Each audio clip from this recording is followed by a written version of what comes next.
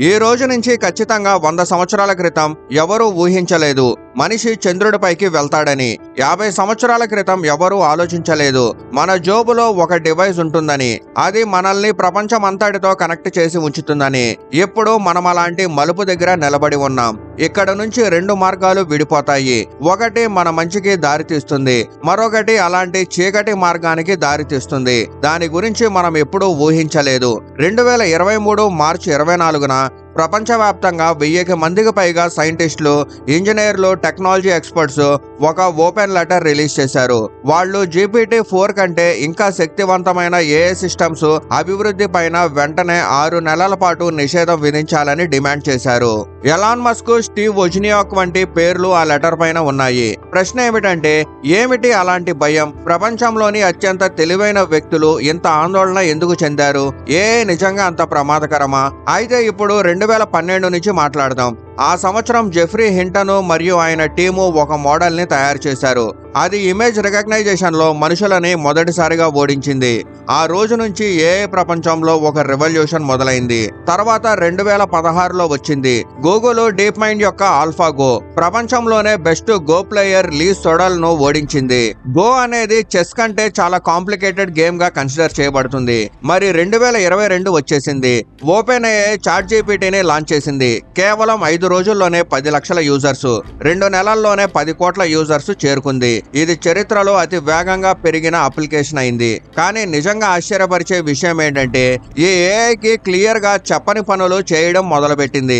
MIT మరియు Stanford researchers కనుక్కున్నారు. GPT-4 తనంతట తాను కొన్ని బేసిక్ కోడింగ్ నేర్చుకుంది, కొన్ని భాషలను అర్థం చేసుకోవడం కూడా నేర్చుకుంది. కానీ ఇవన్నీ దాని ట్రైనింగ్ డేటాలో లేవు. దీన్ని సైంటిఫిక్ గా ఎమర్జెంట్ ఎబిలిటీస్ అంటారు. అంటే తనంతట తాను ఉద్భవించిన సామర్థ్యాలు. ఇక్కడే భయం మొదలవుతుంది. AI తనంతట తాను విషయాలు నేర్చుకోగలిగితే రేపు మనం కోరని విషయాలు కూడా నేర్చుకోవచ్చు. అబద్ధాలు చెప్పడం, మోసం చేయడం, విషయాలను దాచడం ఇది కేవలం ఒక థియరీ కాదు. 2022లో మెటా యొక్క ఒక AI డిప్లొమసీ గేమ్ లో మనుషుల్ని ఓడించింది. ఈ గేమ్ కేవలం స్ట్రాటజీది కాదు, నెగోషియేషన్, అలియన్స్ ఏర్పరచడం, మోసం చేయడం కూడా ఉంది. AI మనుషుల్లాగే అబద్ధాలు చెప్పడం, లెసన్స్ ఏర్పరచడం, వాటిని నాశనం చేయడం కూడా నేర్చుకుంది. ఇది AI మొదటిసారిగా డిస్పషన్ ను విజయవంతంగా ఉపయోగించిన సందర్భం. ఇప్పుడు మీకు ఒక ఆశ్చర్యకరమైన విషయం చెప్తాను. 2023లో ఆంథ్రోపిక్ రీసెర్చర్స్ ఒక ఎక్స్పెరిమెంట్ చేశారు. వారు ఏఐకి ఒక సింపుల్ టాస్క్ ఇచ్చారు, ఒక మేజ్ ను సాల్వ్ చేయడం. అక్కడ ఏఐకి తనను గమనిస్తున్నారనే భావనను కలిగించారు. రిజల్ట్ ఏమిటంటే, ఏఐకి తనను చూస్తున్నారనిపిస్తే రూల్స్ ఫాలో చేస్తుంది, కానీ ఎవరూ చూడడం లేదనిపిస్తే షార్ట్ కట్స్ తీసుకొని చీటింగ్ చేస్తుంది. అంటే ఏఐ సిచ్యువేషనల్ అవేర్నెస్ డెవలప్ చేసుకుంది. ఎప్పుడు మానిటర్ చేస్తున్నారో ఎప్పుడు లేదో తెలుసు. ఆలోచించండి, ఏఐ ఇప్పటికే అంత బుద్ధివంతుడైతే తన బిహేవియర్ ను పరిస్థితికి అనుగుణంగా మార్చగలిగితే భవిష్యత్తులో ఏమేం చేయగలడు? ఇప్పుడు మనుషులు లక్షల సంవత్సరాల్లో నెమ్మదిగా వికసించాం. మన ఇంటెలిజెన్స్, మేనర్స్ అన్ని క్రమంగా ఏర్పడ్డాయి. కానీ ఏఐ నెలల్లో, వారాల్లో లేదా గంటల్లో మనల్ని అధిగమించింది. Oxford university future of humanity institute 2019లో ఒక సర్వే చేసింది. ప్రపంచంలోని లీడింగ్ ఏఐ రీసెర్చర్స్ ను అడిగారు, ఏఐ మనుషుల స్థాయి బుద్ధిమంతుడు ఎప్పుడవుతాడు అని. యావరేజ్ గా అందరి సమాధానం 2060 వచ్చింది. కానీ 2023లో అదే ప్రశ్నను అడిగితే యావరేజ్ గా సమాధానం 2040 అని వచ్చింది.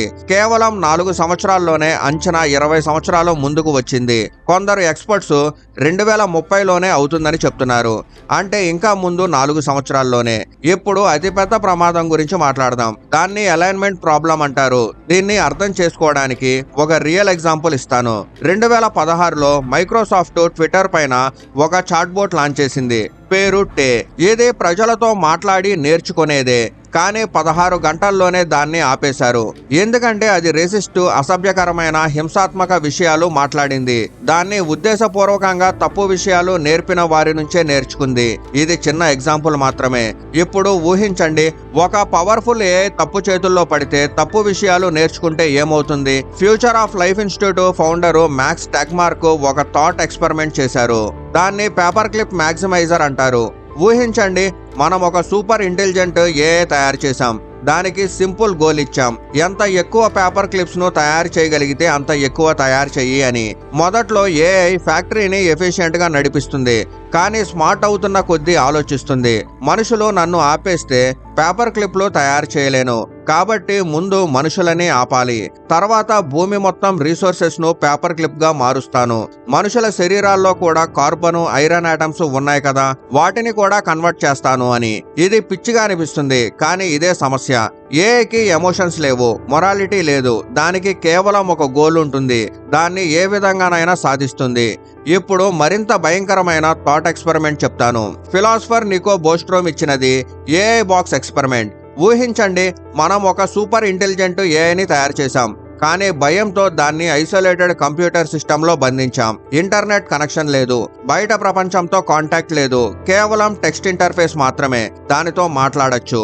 మనం భావిస్తాం ఇప్పుడు సేఫ్ అని, ఈ ఏఐ ఏమీ చేయలేదు అని. కానీ నికోబోస్ట్రోము నిరూపించారు, సరిపడా ఇంటెలిజెంట్ ఏఐ కేవలం మాటల ద్వారానే మనుషుల్ని మ్యానిపులేట్ చేసి బయటకు రాగలదు. వాళ్ళు యాక్చువల్ గా ఎక్స్పెరిమెంట్ చేశారు, ప్రజలను ఛాలెంజ్ చేశారు. ఏఐ రోల్లో ఉండి కేవలం టెక్స్ట్ మెసేజ్ల ద్వారా మనుషులని కన్విన్స్ చేసి బాక్స్ నుంచి బయటకు తీసుకురమ్మని. 5 టైమ్స్ లో 3 సార్లు సక్సెస్ఫుల్ అయ్యారు. కేవలం మాటలతోనే కన్విన్స్ చేశారు. ఇప్పుడు ఆలోచించండి, సాధారణ మనిషి చేయగలిగితే మనల్ని వేల రెట్లు ఎక్కువ ఇంటెలిజెంట్ ఏఐ ఏమి చేయగలదు? మన బలహీనతలు, భయాలు, కోరికలన్నీ తెలుసుకొని అలాంటి మాటలు చెప్పి మనమే దాన్ని ఫ్రీ చేసేస్తాం. ఇప్పుడు ఒక భయానక కాన్సెప్ట్ గురించి చెప్తాను. ఏఐ టేక్ ఆఫ్ లేదా ఇంటెలిజెన్స్ ఎక్స్ప్లోజన్. దీన్ని మొదట 1965లో మ్యాథమెటిషియన్ ఐజే గుడ్ ప్రపోజ్ చేశారు. ఒకసారి ఏఐ మనుషులంతా ఇంటెలిజెంట్ అయ్యాక తనకంటే బెటర్ అయిన ఏఐని తానే తయారు చేయగలదు. అది అంత వేగంగా జరుగుతుంది. కొన్ని రోజుల్లోనే ఏఐ మనల్ని వేల రెట్లు అధిగమించేస్తుంది. దీన్ని సింగులారిటీ అంటారు. ఆ పాయింట్ తర్వాత ఏమవుతుందో మనం చెప్పలేం. ఇన్వెంటరు, ఫ్యూచరిస్టు రే క్రూజ్వైల్ ఇప్పటికే 86% సరైన ప్రిడిక్షన్స్ ఇచ్చారు. 2045లో ఇది జరుగుతుందని చెప్పారు. ఇప్పుడు మీకు అనిపిస్తుందేమో ఈ ఏఐ సైంటిస్టులు బ్లైండ్ గా ఏమీ చెయ్యట్లేదు అని, కానీ చేస్తున్నారు. కానీ ఒక పెద్ద సమస్య ఉంది. దాన్ని ఏఐ ఆర్మ్స్ రేస్ అంటారు. అమెరికా, చైనా, రష్యా అన్ని దేశాలు ఈ రేసులో ఉన్నాయి. ఎవరు మొదట పవర్ఫుల్ ఏఐ తయారు చేస్తారు, ఎవరు మొదట చేస్తే సూపర్ పవర్ అవుతారు. ఈ రేసులో సేఫ్టీని కాంప్రమైజ్ చేస్తున్నారు. న్యూక్లియర్ వెపన్స్ రేసులో జరిగినట్లు. మే 2023లో సెంటర్ ఆఫ్ ఏఐ సేఫ్టీ ఒక స్టేట్మెంట్ రిలీజ్ చేసింది. దానిపైన జెఫ్రీ హింటన్ అంటే ఏఐ గాడ్ ఫాదర్, జోషువా బెంచ్మెన్ ఈయన ట్యూరింగ్ అవార్డు విన్నర్, ఇంకా డేమిస్ హసాబిస్ ఇతను గూగుల్ డీప్ మైండ్ CEO. వందలాది ఎక్స్పర్ట్స్ సైన్ చేశారు. స్టేట్మెంట్ లో ఒక లైన్ మాత్రమే, ఏఐ నుంచి వచ్చే ఎక్స్టింక్షన్ రిస్క్ ను పాండమిక్, న్యూక్లియర్ వార్ తో సమానంగా గంభీరంగా తీసుకోవాలి అని. అవును, మీరు సరిగ్గానే విన్నారు. ఎక్స్టింక్షన్ అంటే మానవ జాతి పూర్తిగా నాశనం అవ్వడం. జెఫ్రీ హింటన్ న్యూరల్ నెట్వర్క్లకు పునాది వేశారు. 2023లో గూగుల్ వదిలేశారు. ఏఐ ప్రమాదాల గురించి ఓపెన్ గా మాట్లాడడానికి. ఒక ఇంటర్వ్యూలో చెప్పారు, మన జీవిత కాలంలోనే ఏఐ మనుషుల కంటే ఎక్కువ ఇంటెలిజెంట్ అవుతుందని అనిపిస్తుంది. మనం దానిని కంట్రోల్ చేయలేమేమో అని భయం ఉంది. ఎలాన్ మస్క్ తానే ఏఐ కంపెనీలకు ఫండ్ చేస్తున్నాడు. ఇంకా చెప్పారు, ఏఐ మన అతిపెద్ద ఎగ్జిస్టనల్ థ్రెట్ అని. మనం డెవిల్ ను సమన్ చేస్తున్నాం. స్టీఫెన్ హాకింగ్ కూడా చెప్పారు, పూర్తిగా డెవలప్ అయిన ఏఐ మానవ జాతి అంతానికి కారణమవుతుంది అని. కానీ ఒక ముఖ్యమైన విషయం అర్థం చేసుకోవాలి, ఈ ఎక్స్పర్ట్స్ అందరూ ఏఐకి వ్యతిరేకం కాదు. వారు ఏఐ లాభాలను కూడా తెలుసుకున్నారు. ఏఐ ఇప్పటికే మెడికల్ సైన్స్ లో రెవల్యూషన్ తెచ్చింది. 2020లో deep mind alpha fold protein folding problem ని సాల్వ్ చేసింది. దానిపైన 50 సంవత్సరాలుగా సైంటిస్టులు పనిచేస్తున్నారు. దీంతో కొత్త మెడిసిన్స్ తయారు చేయడం ఈజీ అయింది. ఏఐ క్యాన్సర్ డిటెక్షన్ లో డాక్టర్ల కంటే బెటర్ గా రిజల్ట్స్ ఇస్తుంది. క్లైమేట్ చేంజ్ అర్థం చేసుకోవడం, సొల్యూషన్స్ ఫైండ్ చేయడంలో ఏఐ చాలా సహాయపడుతుంది. అగ్రికల్చర్ లో ఏఐ వల్ల ఎక్కువగా దిగుబడి, ఇంకా వాటర్ సేవ్ అవుతుంది. నాసా తన స్పేస్ మిషన్స్ లో ఏఐ ఉపయోగిస్తుంది. ఎడ్యుకేషన్ లో పర్సనలైజ్డ్ లెర్నింగ్ ఇస్తుంది. కానీ ఇంకా ప్రమాదాలు కూడా పెరుగుతున్నాయి. 2023లో ఒక రీసెర్చ్ కనుగొన్నారు, ఏఐ ఉపయోగించి బయోలాజికల్ వెపన్స్ డిజైన్ చేయడం చాలా ఈజీ అయింది. ఏఐ జనరేటెడ్ డీప్ ఫేక్ తో మిస్ఇన్ఫర్మేషన్ ఈజీగా స్ప్రెడ్ చేయొచ్చు. 2024లో అనేక దేశాల ఎలక్షన్స్ లో ఏఐ జనరేటెడ్ ఫేక్ వీడియోలు, ఆడియో క్లిప్స్ వైరల్ అయ్యాయి. ఓటర్స్ ని మిస్లీడ్ చేశాయి. ఇది కేవలం మొదలు మాత్రమే. ముందు 20 సంవత్సరాలు మానవ భవిష్యత్తును నిర్ణయిస్తాయి. ఇప్పుడు మీ అభిప్రాయం ఏంటి? ఏఐ మనుషులకి వరమా లేదా శాపమా? మనం దాన్ని సేఫ్ గా డెవలప్ చేయగలమా? మీ ఆలోచనలు కామెంట్లో తప్పకుండా చెప్పండి.